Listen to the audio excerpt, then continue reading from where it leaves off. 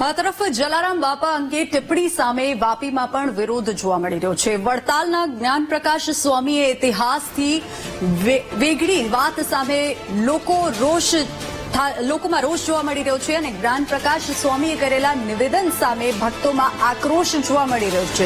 દિવસે ને દિવસે વિરોધ પ્રદર્શન સામે આવી રહ્યા છે, વિરોધના સૂર ઉઠી રહ્યા છે। જલારામ બાપાના ભક્તોએ મોઢે કાળી પટ્ટી બાંધી વિરોધ નોંધાવ્યો છે। સ્વામી વીરપુર જઈને જલારામ બાપાની માફી માંગે તેવી ભક્તો માંગ કરી રહ્યા છે। જે વડતાલના સ્વામી જ્ઞાન પ્રકાશજીએ જે નિંદનીય જે એમણે નિવેદન કર્યું છે એનો અમે સખત વિરોધ કરીએ છીએ।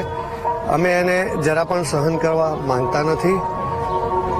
અમે સ્વામીજીને એટલી જ વિનંતી કરશું કે એ વીરપુર આવી અને જલારામ બાપાને પગે લાગી અને જલારામ બાપાની માફી માંગી લઈ।